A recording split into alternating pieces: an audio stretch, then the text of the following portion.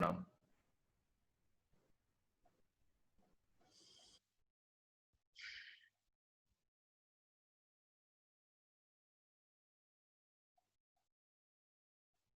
सबसे ज्यादा भीड़ कहां पर है आपके अंदर? देखिए, जो हमारा माध्यम है बातचीत करने का, उस माध्यम में प्रश्नावली उत्तर अगर होगा तो विक्षेप होगा प्रवचन श्रृंखला में। लेकिन अगर आप स्वतः अपने भीतर ये प्रश्न अपने आप से पूछें कि सबसे ज्यादा भीड़, क्राउड कहाँ है आपके भीतर, तो आप पाएंगे कि सबसे ज्यादा भीड़ जो है वो आपकी बुद्धि में है। उस थोड़ी भीड़ से एकांत में आना पड़ेगा। आज का जो सूत्र है वो सूत्र कहता है धीव शात सत्व सिद्धि। देखिए, ऐसा है, एक बनावटीपना होता है। आप इतने समझदार हैं, हम सब इतने समझदार हैं कि हम किसी व्यक्ति के बनावटीपन को, हिपोक्रेसी को, डबल फेस्ड को, मुखौटों को हमें बिल्कुल देर नहीं लगती पहचानने में। और एक सहज स्वभाव है। एक सहज का मतलब है जो बह रहा है, निर्जन में कहीं एक पुष्प खिल रहा है, वो उसका खिलना जो है वो सहज है। उसमें कहीं कोई आवश्यकता नहीं है कि वो जो पुष्प है वो तब खिले, इंतजार करे कि हम में से कोई पहुंच जाए तब वो जाकर खिले। वो उस पुष्प का सहज स्वभाव है, खिलना, महक देना। आपका भी अपना कुछ निज का सहज स्वभाव है, लेकिन जो सहज है वही व्यक्ति स्वतंत्र है। जो सहज नहीं है वो व्यक्ति भी परतंत्र है। जरा इस बात को गंभीरता से भीतर लेकर जाने की चेष्टा करना। आपके दिनचर्या में आप जिनसे मुलाकात करते हो, छोड़ दो मुलाकात वाली बात, आप अपनी बात करो। अगर आज इस पल, इस क्षण हम केवल आपकी बात करें, तो क्या आप अपनी लाइफ में सहज हो? आप बिल्कुल स्पॉन्टेनियस हो? और अगर कोई स्पॉन्टेनियस नहीं है तो बुद्धि का प्रभाव है। बुद्धि फिर कहीं ना कहीं प्रवेश करती है। और आज का सूत्र इस बात को, इसलिए मैंने कहा कि बीच में बहुत सारे लोग हैं जिनका इंटरनेट की वजह से कनेक्शंस टूट जाते हैं, और उसके बाद हो सकता है कि वो यूट्यूब पे जाते हों। पर जो आज जिस विषय का प्रतिपादन करने की चेष्टा कर रहा हूं वो सहजता की तरफ ले जाने वाला है। और जहां सहजता है, जहां कोई बनावटीपन नहीं है, वहां आकर्षण है। आप देखते हैं बच्चा सहज है, आकर्षण देखिए, कोई आवश्यक नहीं है कि वो कैसा हो, सजा हुआ है कि नहीं। आप उसके इनोसेंस में आपको मजा आता है। वो आपका रूबरू रिलेशनशिप है उसके साथ। तो जो आज का पहला विषय, पहला सूत्र जिसमें हम प्रवेश करते हैं वो है धीव शात सत्व सिद्धि। यानी बुद्धि के वश में होने से सत्व की सिद्धि होती है। बुद्धि के वश में होने से, छोटी सी बात है, बुद्धि वश में है या नहीं है, ये एक बहुत बड़ा प्रश्न है जो हमें पूछना पड़ेगा अपने आप से। और आप समझिएगा, आप अपने लिए उत्तर जो देते हैं ना, वो सत्य के उत्तर होते हैं, जिसमें कोई सामने वाला व्यक्ति होता नहीं है, आप ही होते हैं केवल। You are only responsible and answerable to your own self. अब ये जो खेल चल रहा है तब तक चलता रहेगा, तुम इसमें भटकते रहोगे जब तक बुद्धि वश में ना हो। आपके जीवन में अगर हल्की सी भी भटकन है, आपको महसूस होती है, आप करना कुछ चाहते हो कुछ और जाता है, कहना कुछ चाहते हो, निकल कुछ और जाता है, आपका एक्सप्रेशन और आपकी वाणी, आपका व्यवहार, विचार सब north south east west direction में जा रहा है। अगर ये आप जान पाओ तो आप ये समझिए कि जिस पल हम सिर्फ इस भटकन को समझ जाएं, अपनी मन की दौड़ को समझ जाएं, अरे हर एक से आकर्षित होते चले जा रहे हो। क्यों? क्योंकि एक जगह पर इन्वेस्टमेंट करने की चेष्टा करते हो, लेकिन मुझे लगता है अरे नहीं नहीं, इससे अच्छा भी हो सकता है, इससे और अच्छा हो सकता है। लेकिन अध्यात्म के जगत में ये नहीं सोचते हो, व्यक्ति के विषय में ये सोचते हो, वस्तु के विषय में ये सोचते हो। तो बुद्धि में जो भी व्यक्ति भटक रहा है, बुद्धि के वश में होने से सत्व की सिद्धि हो जाती है। जैसे ही ये स्मरण आ जाए, जैसे ये पता चल जाए कि सारा खेल भीतर चल रहा है। कल हमने आपसे एक बात कही थी, प्रोजेक्टर है और प्रोजेक्शन है, सब कुछ भीतर है, वो प्रोजेक्टर है। आपके भीतर की परम स्थिति जो है, उसके बाद जो बाहर है वो प्रतिफलन है। वो केवल पर्दे पर एक रोशनी पड़ रही है आपके भीतर से जो बाहर निकल रहा है। सिर्फ अपनी अगर थॉट्स को देखो, आपको बताऊं, जब भी हम ट्रैवल करते हैं या निमंत्रित होते हैं कहीं कथा के लिए, तो रोज नित्य गुरु ने, माता पिता ने ये सिखाया, बचपन से देखा कि स्वाध्याय करना। अब नॉर्मली क्या है कि स्वाध्याय को लोग क्या कहते हैं, भाई किताब लेके बैठ गए होंगे और जल्दी जल्दी रटंत मार रहे होंगे, लेकिन ऐसा नहीं है। स्व और अध्याय, स्व का अध्ययन। मैं आपको बताऊं, आज का शायद सबसे सुंदर शब्द हो सकता है जिसको आप कहें स्व अध्ययन। केवल आप अपना अध्ययन करें, आपको शास्त्र भी नहीं पढ़ने पड़ेंगे। आप आश्चर्य करेंगे, आपको किसी को सुनने की भी जरूरत नहीं पड़ेगी अगर एक बार आपने अपना अध्ययन प्रारंभ कर दिया। तो जिस व्यक्ति ने ऐसा किया और उसके बाद फिर संसार को वश में करने की फिक्र छोड़ दो, वह कभी किसी के वश में नहीं। हम सब सोचते हैं, आप ये मत समझना संसार का मतलब पूरी पृथ्वी, आप अपने आप में पूरा एक संसार। You don't have to control yourself, you have to live it, you have to sing it। न जिया जा रहा है, न गाया जा रहा है, न नाचा जा रहा है। जो आपका जीवन है, जिसमें जिन जिन चीजों के लिए आप आए होंगे वो नहीं किया जा रहा। क्यों? क्योंकि कंट्रोल करने की इच्छा हो रही है, कंट्रोल नहीं हो सकता। वो तुम अपनी बुद्धि को वश में कर लो, सारा संसार तुम्हारे वश में आ जाए।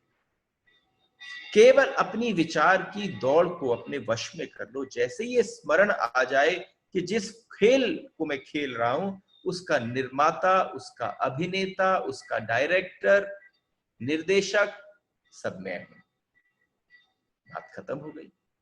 कहां से उपज रहा है? बुद्धि से उपज रहा है। और उस बुद्धि के उपजने को समझ लो, आप उस पल और उस क्षण आप मालिक बन जाते हैं, नहीं तो आप गुलाम हैं। और आप समझना, कोई कितना ही समझ ले, कितना बड़े भवन में रह ले, कितने नौकर चाकरों से ग्रसित रह ले, लेकिन है वो गुलाम। मलकियत कैसे आएगी? और एक छोटी सी बात है, मजा तभी है जब तुम अपने मालिक बन के जियो।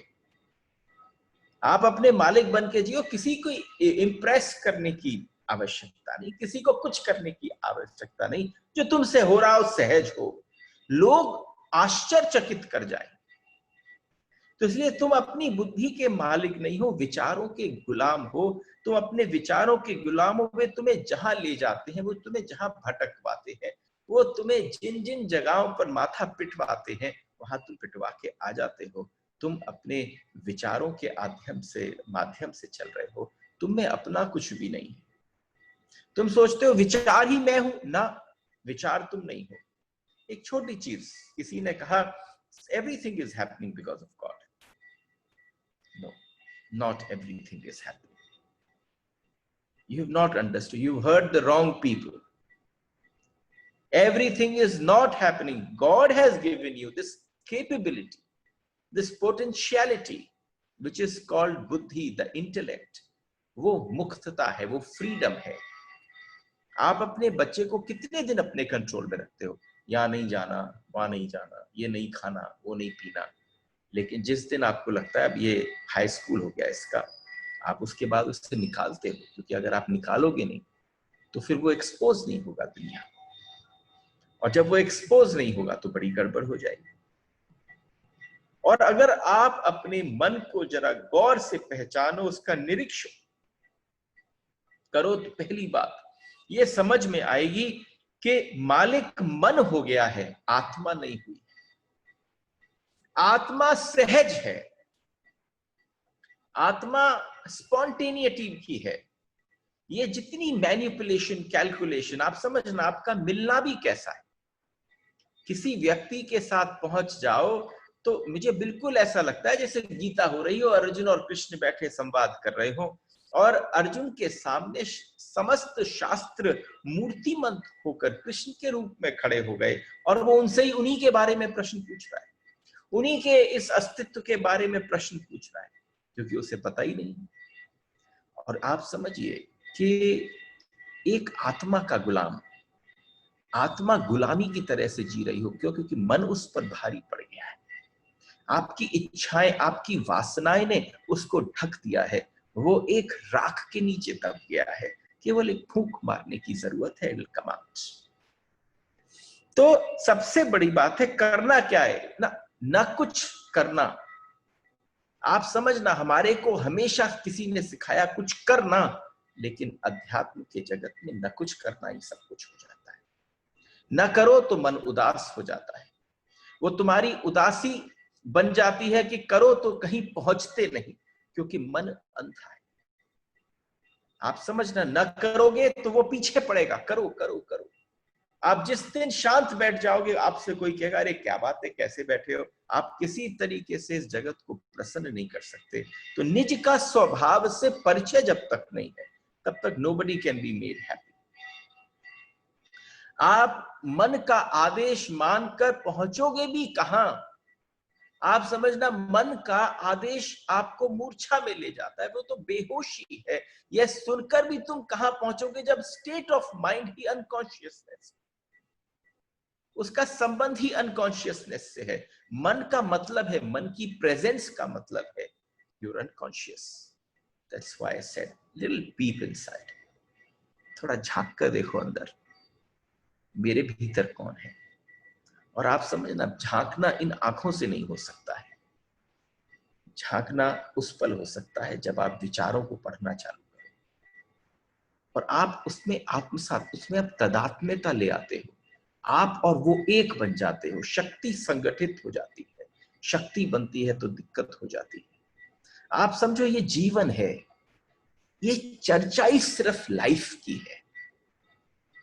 आप हम कहाँ आकर्षित होते हैं? Oh we would get attracted to some very well known author, जिसने पढ़े हमारे ही ग्रंथ हैं, शब्दावली थोड़ी उसने पाश्चात्य इस्तेमाल कर ली, उसकी पैकेजिंग अच्छी कर, लेकिन आप समझो आप गोल्ड माइन पर ही बैठे हो, पता ही नहीं है, क्योंकि बेहोश है। आत्मा गोल्ड माइन है, उसी के ऊपर बैठे हैं, उसी से कोई परिचय नहीं है। और ऊट पटांग कंकड़ पत्थर जो हैं, वो हम बटोर कर चल रहे हैं, वो हमें मन पकड़वा रहा है।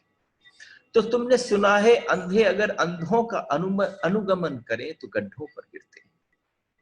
अंधे जिस समय जाए, लेकिन यही प्रत्येक कर रहा है, क्योंकि तुम्हारा मन बिल्कुल अंधा है, उसको कुछ दिखता नहीं है, वो तुम्हें चलाना चाहता है, उसे पता नहीं, तुम उसका अनुगमन करते हो। जैसे छाया तुम्हारे शरीर का अनुगमन करती है, वैसे तुम्हारा शरीर तुम्हारे मन का अनुगमन करता है। तुम केवल मन के पीछे पीछे चल रहे हो। मन बिल्कुल छाया है ही नहीं, लेकिन तुम्हें दिखती है। बच्चे छायाओं के साथ खेलते हैं, छाया उनको खिलाने लग जाती है, मन आपको खिला रहा है। सिर्फ इतना सा जानने की है, क्या करो। See, every stage we have come out with stuff which says how to. So we are reaching a point where you ask this question to yourself, इस मन की मलकियत कैसे हासिल की जाए। ये आपको बताऊं, जो हाउ टूज हैं ये सारे टेक अवेज हैं, ये आपको लेकर जाने चाहिए, ये कहीं आपको लिखवा लेने चाहिए, because how two is so important. पहली बात कि मन की मलकियत तोड़नी हो तो मन के साथ तादात्म्यता जोड़ दो। जो तुम उसके साथ फिक्स्ड हो चुके हो, तुम उसको छोड़ दो। उसके साथ जो तुम्हारी कनेक्टिविटी हो गई है, योग हो गया है, जो उसके साथ जोड़ हो गया है, उस तादात्म्यता को तोड़ दो। मन में एक विचार उठता है, तुम उस विचार के साथ मत जुड़ो, एक मत हो। तुम्हारे एक होने से उसको ताकत मिलती है। तुम दूर खड़े हो जाओ, तुम अपने भीतर ही दूर खड़े हो जाओ। देखो, देयर आर पीपल जो 70-80 डेज से श्रवण कर रहे हैं, उनको याद होगा हमने आप सबसे एक बात कही थी, create a distance between you and your personality. Please create a distance between you and your personality. थोड़ा मन से दूर खड़े हो जाओ, हटकर खड़े हो जाओ, मन की गतिविधियों को जरा दूर से देखने की चेष्टा करो। तुम्हारे एक होने से ताकत मिलती है। दूर खड़े हो जाओ, तुम किनारे पर खड़े हो जाओगे, तुम्हें ऐसा देखते रह जाओ आकाश में जैसे बादल भटक रहे हो। ऐसी अवस्था में थोड़ा दूरी, और जैसे ही तुम दूर जमीन पर खड़े हो, तुम अपने विचारों को उससे जोड़ो मत। तुम एक थोड़ी डिस्टेंस क्रिएट कर चलो। तुम जैसे ही पाओगे कि ये डिस्टेंस पर क्या घट रहा है, तुम कहोगे ना ना ना, ये मैं नहीं हो सकता, ये मैं सोच ही नहीं सकता। ये डिस्टेंस ही कराएगा। This is the how to. जैसे ही तुमने कहा कि तुम जुड़ गए, जुड़ के तुम्हारी शक्ति विचार में चली गई, जैसे ही तुम्हारा जुड़ाव मन के साथ एक हुआ, मन है ही नहीं, मन का कोई ऑर्गन नहीं है, लेकिन मन के साथ जैसे ही तुम्हारा जुड़ाव हुआ, उस जुड़ाव की अवस्था ही, वही शक्ति तुम्हें गुलाम बनाती है, वह शक्ति ही तुम्हारी है। तुम जुड़ो मत, केवल एक हाउ टू है कि मन के साथ एक मत हो जाना। That's all. तुम्हारी तकलीफ है कि तुम दिए की ज्योति को बुझाना चाहते हो। सुनो, तुम दिए की ज्योति को बुझाना चाहते हो, तुम दिया चाहते हो वो बुझ जाए, लेकिन तेल भी तुम डालते हो। जो मन है उसको परिपक्व भी तुम करते हो, उसको वासना का भी लालच देकर तुम प्रबल बना देते हो। इधर तुम फूंकते हो, उधर तुम तेल डालते हो। तेल डालना बंद कर दो, पहली बात हो जाए, वो हाउ टू हो जाएगा। पुराना तेल बहुत ज्यादा दिन तक नहीं चलता। तुम्हारे मन ने आज तक जो किया, जो तेल तुमने डाला, अब नया तेल मत डालना। एक डिस्टेंस क्रिएट कर लेना। क्या है तेल? जब भी कोई विचार तुम्हें पकड़ता है, क्रोध ने तुम्हें पकड़ा, तुम तत्क्षण क्रोध के साथ एक हो जाते हो, उसके साथ तादात्म्यता हो जाते हो। तुम क्रोध से डिस्टेंस क्रिएट नहीं कर पाते, क्रोध ज्यादा शक्तिशाली मिल जाता है, क्योंकि मन से उपजा क्रोध जो था वो बिना शक्ति के था, बिना शरीर के था, लेकिन तुम्हारा उसके साथ मिल जाना उसको शक्ति प्रदान करता है, उसको ताकत प्रदान करता है। और तुम देखना, तुम छाया हो गए, क्रोध तुम्हारा मालिक हो गया, उसके बाद तुम सर पीटो। भाई बड़ी मजेदार बात है कि ये जो जीभ है आपकी, जो टंग है, और इसका संबंध किस किस चीज से है शरीर के, तो आप समझना, एक दिन खोपड़ी और जीभ आपस में बात कर रहे थे, तो जीभ ने खोपड़ी से कहा मेरी बात मान लिया कर। तो खोपड़ी ने कहा ना ना, तू जो कहती है वो मेरी वजह से कहती है। तो उसने कहा तुझे नहीं पता, मैं बगैर हड्डी की हूं लेकिन बहुत ताकतवर हूं। कि कैसे?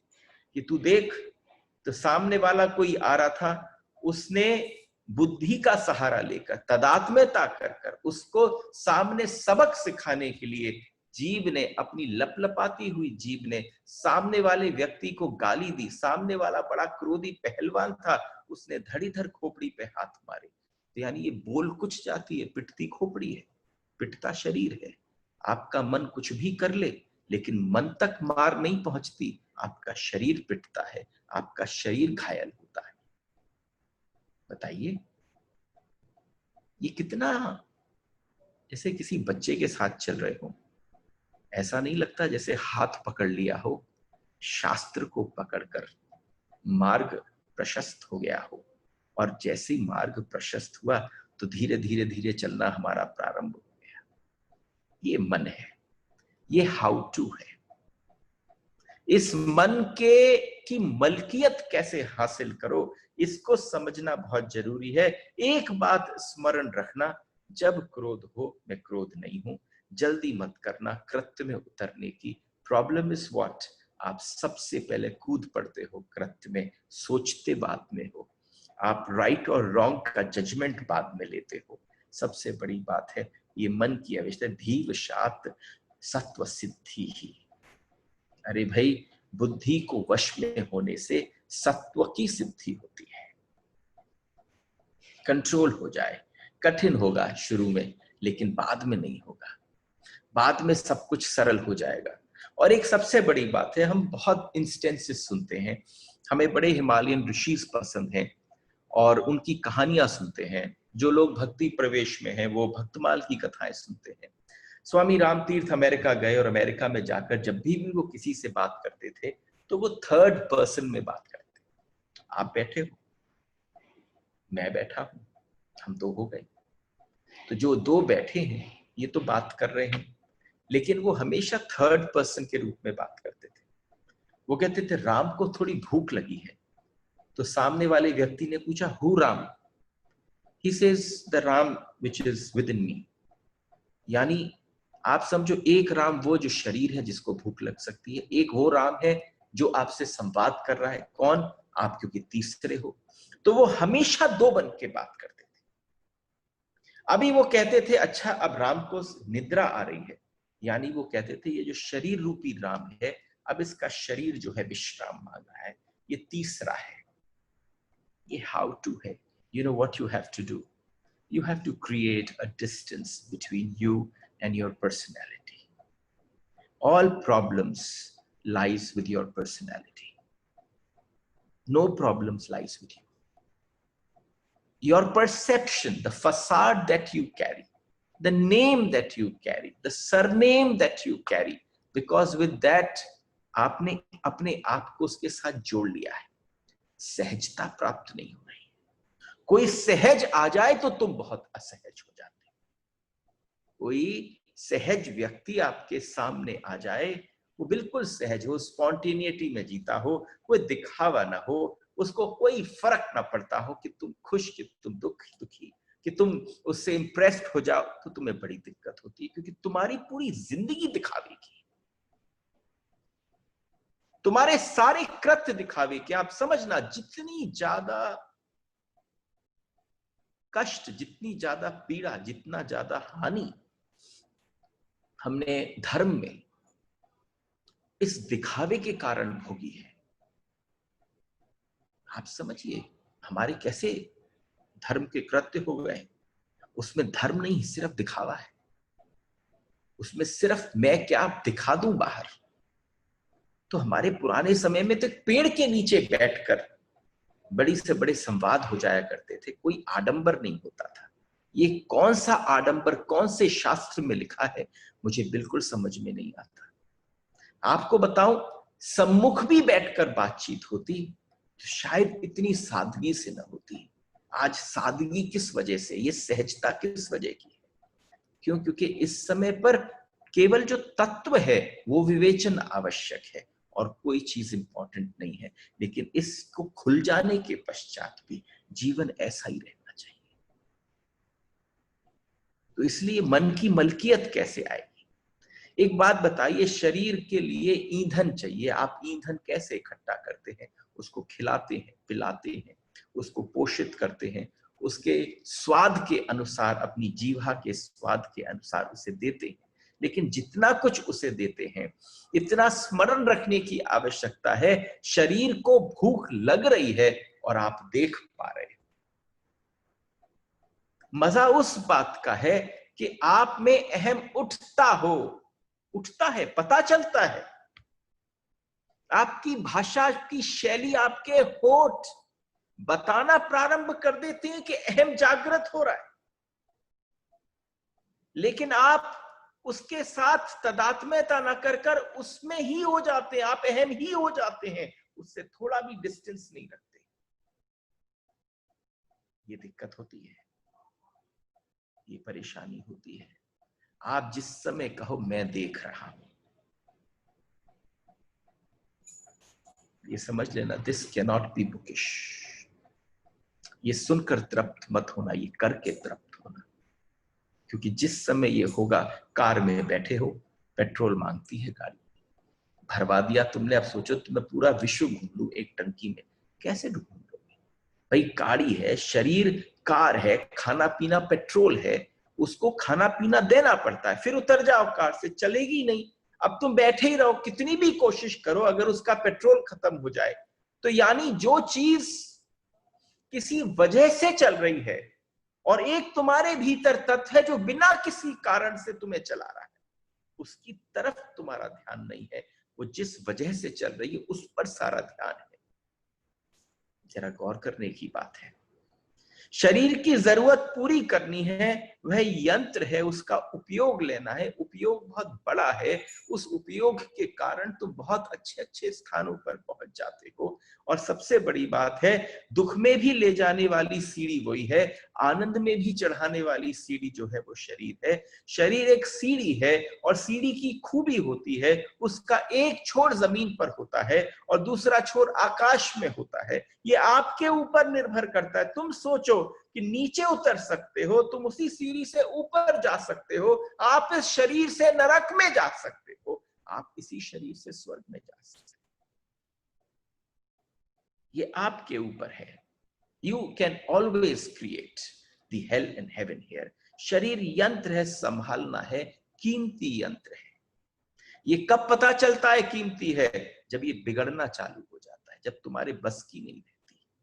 क्योंकि जब तुम इसे भरते हो, जब तुम इसे तृप्त करते हो, तब तुम बिल्कुल नहीं सोचते इससे क्या, इसकी वजह से क्या क्या हो रहा है। लेकिन जैसे ये खराब होना चालू होता है, एक तो भोग से उसको खराब कर डालते हैं। दो प्रकार के लोग हैं, मुझे नहीं पता यहां पर जो सुन रहे हैं वो कौन सी उसके, एक भोग कर कर कर इस शरीर को खराब कर देते हैं, और दूसरे हैं जो उपवास कर कर कर शरीर को खराब कर देते हैं। दोनों ही अवस्थाएं जो हैं इस शरीर के प्रयोग की गड़बड़ है। कोई वैश्याओं के घर जाकर इसको खराब कर लेता है, और कोई ज्यादा खा खा कर खराब कर लेता है। कोई हद से ज्यादा अपने आप को नीरस बना के कर लेता है, और कोई हद से ज्यादा अपने आप को भर कर लेता है। ये सोचने की बात है, तुम दोनों अतियों पर चलते हो। कितनी जरूरत है उतना दे दो। नौकर की भी चिंता तो करनी होगी, ये नौकर है तुम्हारा, इसकी फिक्र उतनी करो जितनी इसकी आवश्यकता है। इसको अपना मालिक न बनने दो। बुद्धि के वश में होने से सत्व की सिद्धि प्राप्त होती है, और जैसे जैसे तुम्हारी बुद्धि वश में आती जाएगी, वैसे वैसे तुम साक्षी होते चले जाओ। जैसे जैसे, ये एक दिन में होने वाली चीज नहीं है, लेकिन साक्षी भाव जागृत होगा। You will just be witnessing, हाँ हाँ मैं देख रहा हूं, पर देखना प्रारंभ कर दो। वैसे वैसे तुम पाओगे भीतर का जो सत्व है, तुम्हारी जो आत्मा है, तुम्हारी जो वास्तविक अस्तित्व है, वह सिद्ध होने लगा। बुद्धि के भ्रष्ट होने से संसार, बुद्धि के वश में होने से आत्मा। बुद्धि मालिक हो तो संसार, बुद्धि गुलाम हो जाए तो तुम परमात्मा।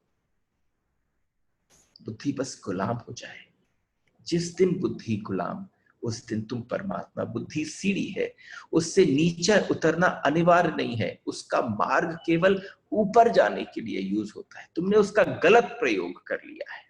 बुद्धि है क्या? मैंने आज आपसे प्रारंभ किया तो सबसे पहला प्रश्न पूछा, बुद्धि क्या है? अगर आपके जीवन में, आपके शरीर के अंदर, आपको अगर individually, if I actually start seeing all of you, एक बार गौर से पूछना अपने आप से कि बुद्धि, सबसे ज्यादा भीड़ कहाँ है?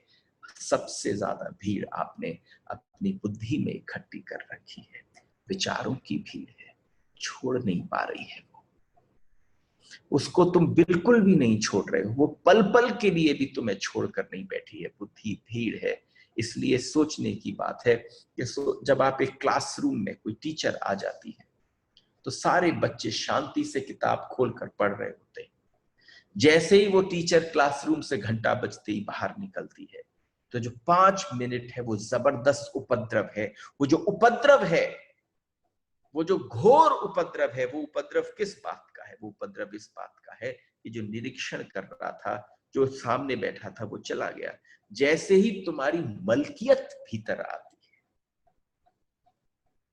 जैसे ही तुम्हारी मलकियत भीतर आती है, बुद्धि एकदम काम में लग जाती है। और जैसे ही मलकियत बाहर निकल जाती है, बुद्धि उपद्रवी हो जाती है। आपको क्या आवश्यकता है? अपनी बुद्धि के ऊपर मलकियत हासिल करने की। और सबसे बड़ी बात है कि एक संत ने कहा कि मनुष्य बहुचित्तवान है। बहुत लोगों ने उसका खंडन करने की चेष्टा करी कि एक व्यक्ति के कितने सारे चित्त हो सकते हैं। मनुष्य बहुचित्तवान है, यानी पॉलीसाइकिक है। एक ही शरीर में सैकड़ों मन बसते हैं। तो तुम्हें कोई खींच रहा है, तुम्हें कोई दुर्पिट कर रहा है, तुम्हारी कोई हालत गंभीर करके पटक रखी है, ये सारे मन ने कर रखी है। तुमने बाहर इसके प्रोजेक्शंस कर रखे हैं। वो प्रोजेक्शन करता हुआ जो तुम्हें परेशान करता है तो तुम्हें महसूस होता है। लेकिन जिसकी बुद्धि कंट्रोल में आ जाए, जो अपनी बुद्धि को वश में कर ले, ये आपको दूसरे सूत्र पर ले जाता है। वो है सहज स्वातंत्र फलित होता है, सिद्ध स्वतंत्र भाव। बड़े इंटरेस्टिंग पार्ट पर आ रहे हैं। सिद्ध स्वतंत्र भाव। देखो, कभी कभी आपको पता होता है इस भाव में क्या क्या छिपा है, तो आप मतलब मुझे मुस्कुराहट आ रही है, मन कर रहा है कि मैं मुस्कुराऊं। क्यों? क्योंकि एक सहज भाव है। अगर वो सहजता प्रारंभ हो जाए, अगर आज थोड़ी सी भी सोचिए, सब माहौल के खुलने के बाद जब मैं आपसे रूबरू बैठ के मिलूं और तुम मुझे अत्यधिक सहज देखो, आप समझना चाहते तुम सबको सहज हो, पर तुम खुद सहज नहीं होते। कोई तुम्हें सामने वाला बिल्कुल सहज हो जाए तो तुम्हें लगेगा दिस वाज नाइस। आपके मन में था, क्यों? आपको ज्यादा बुद्धि और मन को एक्सरसाइज नहीं करनी पड़ी। अभी जिस सूत्र में हम प्रवेश कर रहे हैं, देखो, जिसका मिस भी हो जाए इसको सुनना। इसलिए सुनना क्योंकि अगर आपने इसको मिस आउट किया, एक सहज स्वभाव समझने की परिस्थिति कि किसको सहज कह रहा है। शिव आपकी तरफ फेंक रहे हैं एक आग का गोला, जलाने के लिए आपके असहज भाव को। तो वो कौन सी सहजता की चर्चा कर रहे हैं? ये समझ लेना बहुत जरूरी है। सिर्फ स्वातंत्र क्यों नहीं कहा, सहज स्वभाव क्यों कहा, सहज स्वातंत्र कहा है। सिद्धि स्वतंत्र भाव, सिद्ध सहज, यानी इसका क्या मतलब है? सहज क्यों शब्द यूज किया गया है? और अगर ये समझ में आ जाए तो आप समझना जीवन इतना ब्यूटीफुल हो जाएगा। एक काम आपसे अच्छा होता है, एक काम आपसे बुरा होता है, बुरा काम आप में अकड़ पैदा करता है, एक सच्चा अच्छा काम आप में द्रवीभूत पना पैदा करता है। आप पिघल जाते हो। आप पिघलते हो तो कहीं ऐसा मन करता है जैसे इस क्षण मेरे अंदर कहीं परमात्मा से मेरा संबंध हो गया। वो सहज भाव का मतलब ही है। मैं आपसे कहूं, दिन में प्रार्थना करते भी आपका संबंध परमात्मा से नहीं होता। You don't relate. योर जप, योर ध्यान, योर पूजा, उन किसी भी चीज में आप दिन भर अपने ठाकुर जी की पूजा करो और उसमें सहज भाव नहीं आए, तो आप समझना कि आपने केवल एक फिजिकल एक्टिविटी करी है। एक दो प्रकार की चीज है, एक रिलीजियस एक्टिविटी होती है, एक रिलीजियस एटीट्यूड होता है। सहज का मतलब है religious attitude. Have you been introduced what is religious attitude? तो एक स्वतंत्रता होती है जो किसी के खिलाफ होती है। ये अंडरस्टैंड करने की बात है, थोड़ा क्लिष्ट है इसको और बहुत प्यार से, क्योंकि जब मैं नोट्स तैयार कर रहा होता हूं तो मैं नोट्स को उसी प्रकार से करता हूं कि आई कैन मेक इट, क्योंकि ये जब पहली बार सुना तो बिल्कुल समझ में नहीं आया। जब धीरे धीरे हम आगे बढ़े और समझ आने प्रारंभ हुआ तो हमने इसको लिखना प्रारंभ किया। लिसन, वो I am a very old school thought कि आपने जब तक जैसे कोई विषय हम द्रौपदी बोलते हैं, मीरा बोलते हैं या और विषयों को बोलते हैं, तो पहले वो मेरे मन में आ जाना चाहिए, वो लिख जाना चाहिए। तो सहज स्वतंत्रता किसको कहते हैं? एक स्वतंत्रता होती है जो किसी के खिलाफ होती है, श्रवण करना। एक स्वतंत्रता होती है जो किसी के खिलाफ, जब स्वतंत्रता किसी के खिलाफ होती है तो वो स्वच्छंदता हो जाती है। स्वतंत्रता किसी के खिलाफ होती है। अंडरस्टैंड? आपके कितने बच्चे हैं आपके घरों में, या पति पत्नी में पत्नी कितनी स्वच्छंद है और पति कितना स्वच्छंद हो गया है। एक स्वतंत्रता जब खिलाफियत प्रारंभ कर लेती है, हम घर में ही रहते हैं, समाज की वजह से हम पति पत्नी हैं, लेकिन अगर घर में एक कमरे में रहते हुए भी एक व्यक्ति दूसरे के खिलाफ खड़ा हो जाए तो वो स्वतंत्र नहीं होता, वो स्वच्छंद होता है। That is the difference. झेल रहे होंगे आप सब बहुत सारे, पता भी नहीं है, और ये कहीं चोट लगती है भीतर तो शिव फेंक रहे हैं गोला। वो कह रहे हैं वह वास्तविक स्वतंत्रता नहीं है, तब तुम विपरीत चलने लगते हो। जैसे बुद्धि कहती है क्रोध करो और तुम उल्टा करते हो, और बुद्धि कहती है क्रोध करो तो हम नहीं करेंगे, हम क्षमा करेंगे। बुद्धि कहती है क्रोध करो, तुम कहते हो ना मैं उल्टा चलूंगा, मैं स्वतंत्र हूं। स्वतंत्र नहीं हो तुम स्वच्छंद हो। तुमसे कुछ कहा जा रहा है, तुम कह रहे हो ना मैं क्षमा करूंगा। बुद्धि कह रही है क्रोध कर, यहां पर करना आवश्यक है, लेकिन ना हम क्षमा करेंगे। बुद्धि कहती है मार डालो, तुम कहते हो मारेंगे नहीं, अपनी गर्दन इसके सामने रख देंगे, मारेंगे नहीं, समर्पण कर देंगे। एक थप्पड़ पड़ता है, तुमने गांधी को सुन रखा है, दूसरा सामने कर देना, कहते ना हम इसके सामने अपनी गर्दन झुका देंगे। बुद्धि कह रही है कमाल है, उसका उत्तर दे। क्रोध करेंगे नहीं, हम क्षमा करेंगे, मार डाल इसको, जैसे आमतौर पर साधु कहते हैं।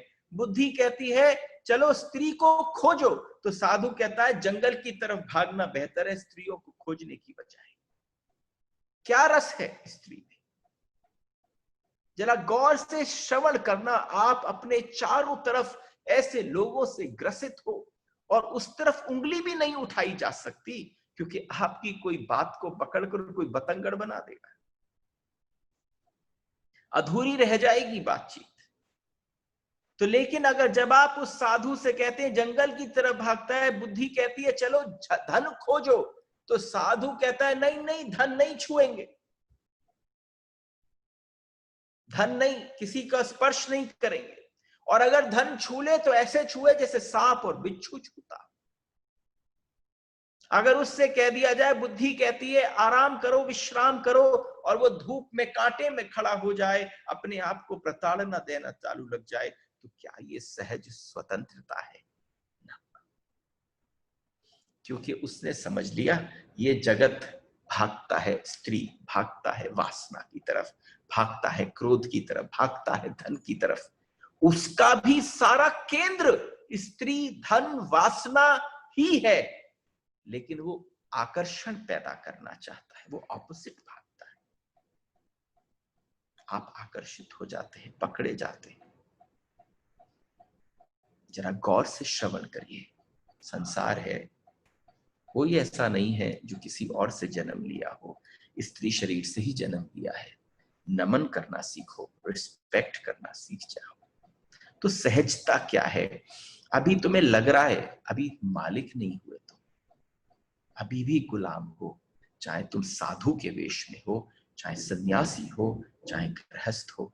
एक व्यक्ति पूरी धारणा में उसके पीछे लगा है और एक व्यक्ति उसको विपरीत कर कर पीछे लगा है। समझ में थोड़ा जटिल है, थोड़ा कठिन, लेकिन अगर ये समझ में आ जाए तो आज की जो संवाद के बाद आप घर बैठोगे, मजा किस बात का है? I don't know how many of you sit, आजकल वैसे younger generation would not like to listen to all these things, but if you literally let them know that आज I have understood what is सहजता। आपका छोटा बेटा हो, हर बात में उपद्रव करता हो, और आपने उससे कहा भाई क्या है, कहां जा रहे हो तुम? आपने अपने बेटे से कहा आपसे मतलब? पहला उत्तर। आपने उससे कहा सुनो सारे लोग आए हैं, उपद्रव मत करो, तो वो उपद्रव की कोई सीमा नहीं। कोई मेहमान आ जाए घर में तो आप देखिए बच्चे कितना उपद्रव करते हैं।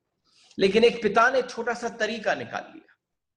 एक बार वो इतना उपद्रव कर रहा था कि जो पिता कहता उसके अगेंस्ट करता, तो उसने कहा कि ठीक है, आज के बाद जो तेरी मर्जी हो वो कर। तो वो बालक सच में चकरा गया होगा कि अब मेरी मर्जी क्या है, क्योंकि वो तो हमेशा वही करता था जो पिता की मर्जी के विरुद्ध था।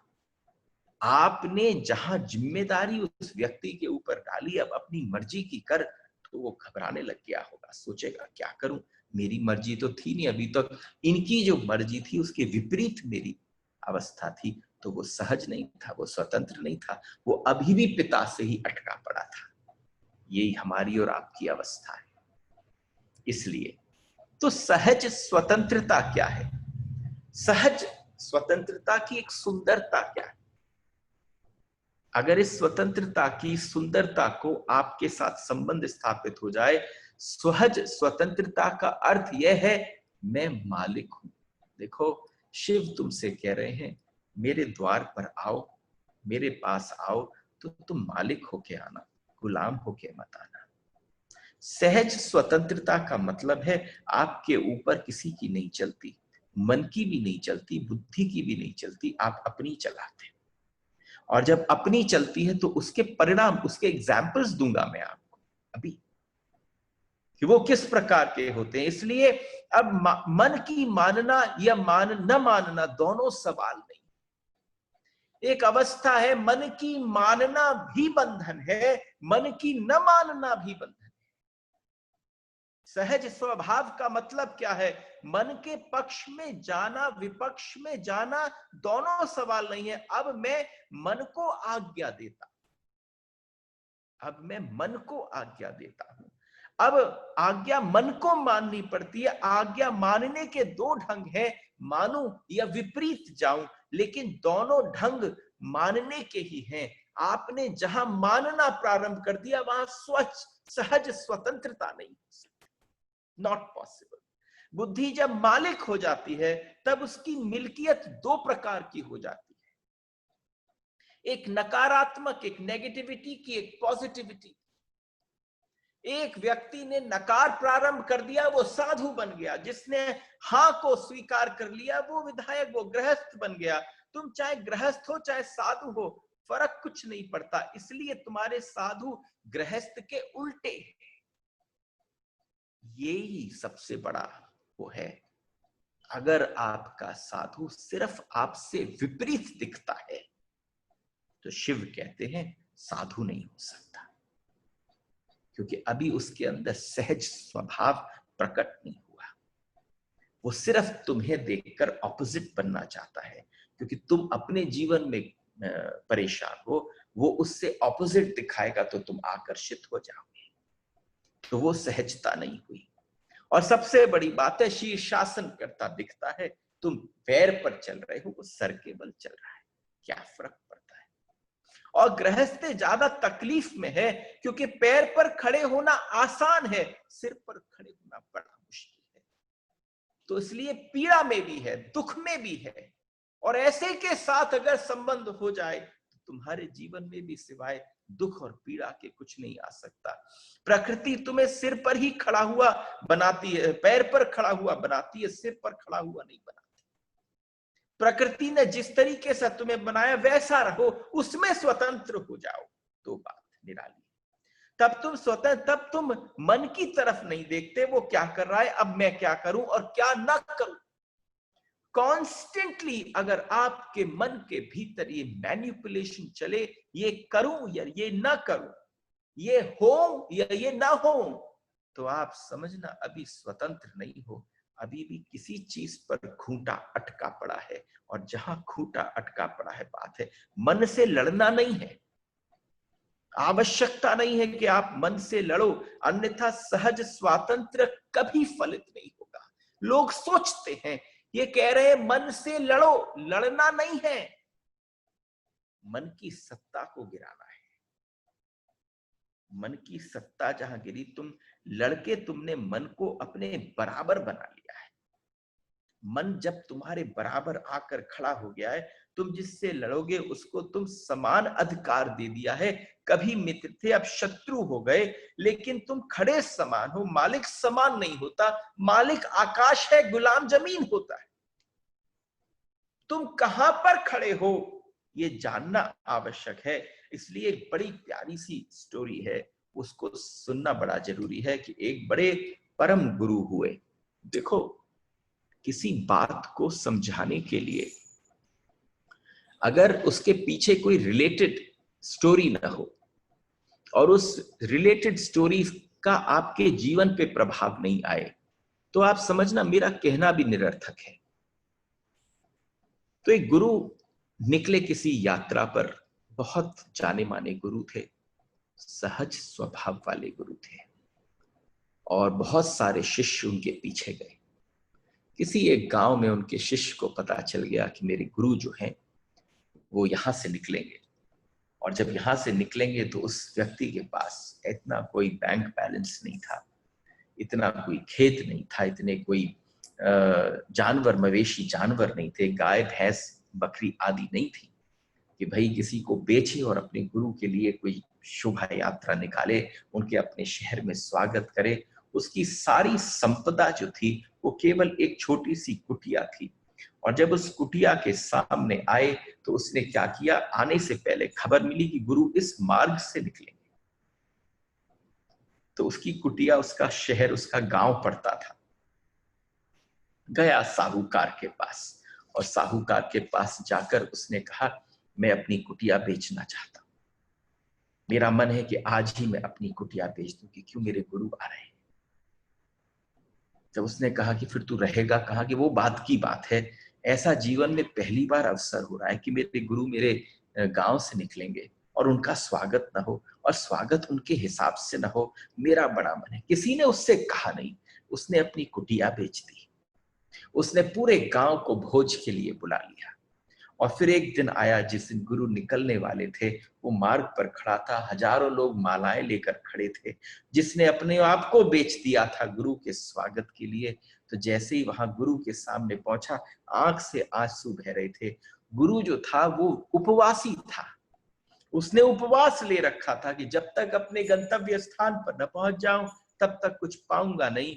लेकिन जैसे ही उस गुरु के पास पहुंचे तो उसने हाथ में जो माला थी उसको लेकर उनके चरणों में लौटा, उनके चरणों में अपने माथे को रख दिया, उनको स्पर्श किया और गुरु से कहा कि मैं चाहता हूं, मेरे पास जो है, जैसा है, जितना है, एक बार इसको पाइए। तो गुरु ने कहा कि मतलब सब जानते थे, सारे शिष्य पीछे खड़े थे। तो उसने कहा, हाँ चल, क्या व्यवस्था है दिखा। और जब वो अंदर अंदर पहुंचा तो सारे गांव वाले उसको लेके अभिभूत थे कि देखो, इस आदमी ने अपना सब कुछ बेच दिया केवल अपने गुरु के लिए। गुरु पहुंचा, उपवास था, 7 दिन से गुरु ने जल तक न पिया था। लेकिन जैसे ही वो उसके गांव में प्रवेश किया, उसने बड़ी अच्छी तरह से पत्तल लगाई, गुरु को बैठाया, चारों तरफ उनके सैकड़ों शिष्य थे। वो सारे शिष्य जो थे वो सोचने लगे, ये उपवासी हैं, इन्होंने व्रत लिया, इनकी वजह से हमने लिया। तो अगर इनका व्रत टूट जाए तो हमारा क्या होगा? अरे गुरु की तो क्लास बाद में लेंगे। लेकिन जब वो लाया, उसने अपने पास जो बनाया, उसने उस पत्तल में सब कुछ डाला, उसने आज्ञा करके कहा, अगर आपकी विनती हो तो मैं खिला दूं। तो उसने कहा, हाँ खिला। और उसने लिया, गुरु के आगे कौर तोड़ी और उनके गुरु के मुंह में डाला। उनका उपवास टूट गया, सब चले गए। जब वहां गांव पे चुप रहे सारा, कोई शिष्य कुछ नहीं बोला। जब वो गुरु वहां से निकले तो सारे शिष्यों ने गुरु को घेर लिया और गुरु को घेर कर पूछा, ये क्या किया आपने? आपने तो उपवास किया था, आपने तो इतनी बड़ी वो ली थी, प्रण लिया था, इतना वचन दिया था कि जब तक अपने भगवान के दर्शन न हो जाए तब तक उपवास नहीं छोड़ेंगे। उन्होंने कहा, कैसी बात करते हो? उस व्यक्ति ने अपना सब कुछ न्यौछावर कर दिया। उसका प्रेम जो था वो उपवास से ज्यादा बड़ा था। उसकी जो भावना थी वो मेरे उपवास से ज्यादा बड़ी थी। मेरा परमात्मा बाद में समझ लेगा, मेरी और परमात्मा की बात थी वो मैं समझ लूंगा, लेकिन उसका प्रेम को मैं ऐसे निरादर नहीं कर सकता था। जिस व्यक्ति ने अपने जीवन को सब कुछ दांव पर लगा दिया, उस समय पर उसको पाना, ये जो सहज स्वतंत्रता है विचार की। अगर कोई ढकोसले वाला गुरु होता और वो एक ही बात को गाता रहता, मैं तो उपवासी हूं, उसने सब कुछ अपना न्यौछावर कर दिया। और जब सब कुछ न्यौछावर किया तो गुरु के आगे आकर उसने अपने आप को जैसे ही कहा, स्वतंत्र स्वभाव के कारण जो व्यक्ति अपने से बाहर जा सकता है, जिसने कोई धारणा नहीं बना रखी, न व्यक्ति के बारे में, न अपने बारे में, न किसी परिस्थिति के बारे में, जिस व्यक्ति ने धारणा बना रखी है वो स्वतंत्र नहीं है, वो मन के वश में है, वो मन के अधीन है। और जिस व्यक्ति ने अपनी धारणा त्याग दी है वो सहज स्वतंत्र है। लेकिन जब कोई व्यक्ति मुक्त होता है तो इस जगत में कोई चीज विपरीत नहीं रह जाती, फिर कोई अगेंस्ट नहीं रह जाता। और जब सब विपरीत समाप्त हो जाते हैं, जब कोई व्यक्ति मुक्त होता है तो बाहर और भीतर का फासला हो जाता है, क्योंकि सारा फासला अहंकार की दीवार का है। सबसे पहले व्यक्ति जब सहज में स्वतंत्र होता है तो उसका अहंकार गिर जाता है। क्या बाहर क्या भीतर, बीच में अहंकार खड़ा है, उसे दीवार बनी है। जैसे हम एक मिट्टी के मटके को लेकर पानी चले जाएं, नदी में पानी भर लें, तो हम कहेंगे ये मटके के भीतर पानी या मटके के बाहर नदी। मटके के भीतर जो है वो पानी है, मटके के बाहर जो है वो नदी है। लेकिन फासला क्या है? सिर्फ एक मिट्टी की दीवार है। जो मिट्टी के अंदर आ गया, उस घड़े के अंदर आ गया, वो पानी बन गया, और जो मिट्टी के बाहर था वो नदी बन गई। ये अवस्था है। इसलिए जिसका चलना फिरना उठना बैठना सब उपासना हो जाए, जिसका सब कुछ उपासनामय हो जाए, वो व्यक्ति सहज स्वतंत्र है। इस स्वतंत्रता को सहजता में जो स्वीकार करता है, बड़े आनंद की बात है। स्वतंत्र स्वभाव के कारण वो व्यक्ति अपने से बाहर भी जा सकता है और बाहर रहकर वो अंदर भी आ सकता है। वो इतनी उसकी अंदर मन और बाहर के बीच का संबंध जो है वो ऐसा हो जाता है जैसे फ्री एक्सेस हो गई। एक ऐसा हुआ कि वर्षा काल का समय था। 2-4-5 मिनट निकेत जी थोड़े हमें एक्स्ट्रा लग सकते हैं, क्योंकि I just want to get over with this सूत्र so that we can start बीजाधावम tomorrow। तो जैसे ही वर्षा काल का एक समय था और वर्षा काल के समय पर कुछ भिक्षु, कुछ साधु, मॉन्क्स, बुद्धिस्ट मॉन्क्स एक गांव से निकल रहे थे। उनके गांव से निकलने के समय पर एक वैश्या की दृष्टि एक मॉन्क के ऊपर पड़ गई। जब एक वैश्या की दृष्टि एक भिक्षु के ऊपर पड़ी तो वो वैश्या उससे मोहित हो गई। वो ऐसी मोहित हुई कि भिक्षु भी बहुत सुंदर था, और भिक्षुओं में, मॉन्क्स में जो सुंदरता होती है वो एक सादगी की सुंदरता होती जो साधारण आदमी में नहीं हो सकती। जिसने सब छोड़ा उसके भीतर एक आभा प्रकट होनी प्रारंभ हो जाती है। वो आभा जो है वो एक अद्भुत ऑरा क्रिएट करती है, जिससे छूटा ना हो, जिसने छोड़ दिया।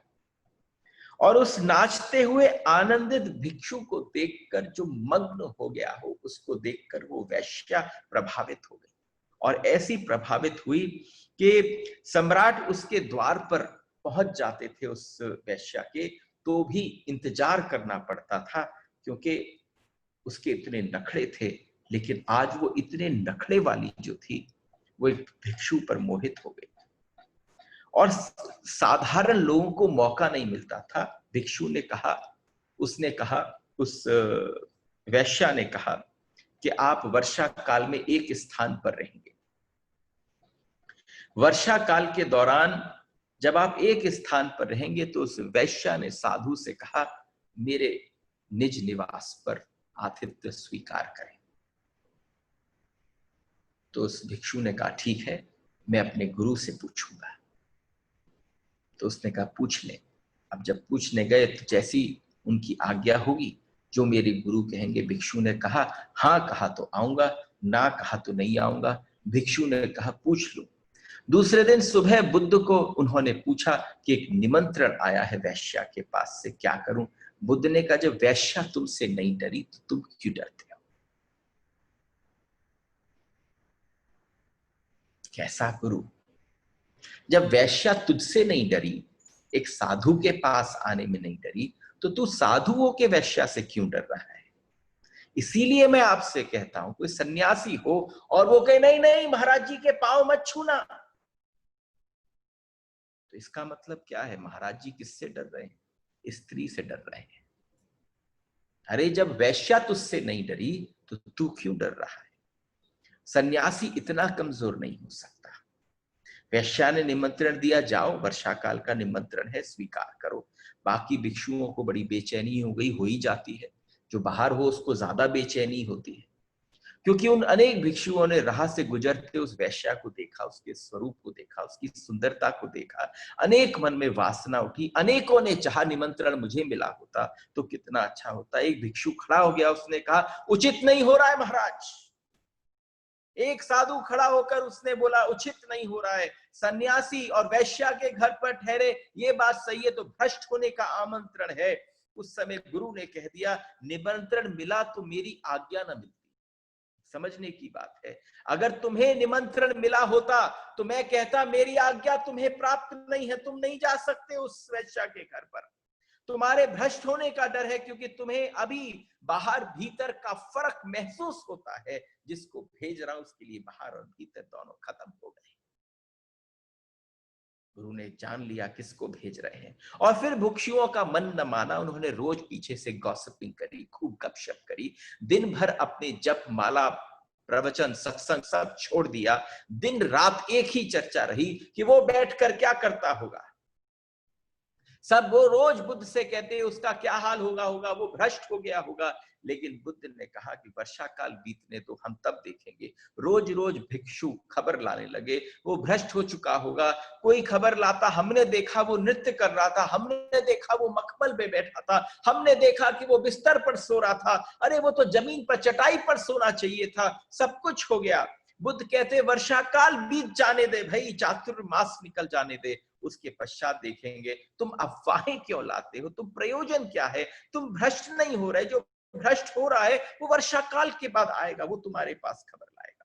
वर्षा काल के बाद भिक्षु लौटा, पीछे पीछे वैश्या साथ आ गई। उस वैश्या ने बुद्ध को कहा, गुरु को कहा, आप मुझे भिक्षुणी बना लें, आप मुझे भिक्षुणी बना लें।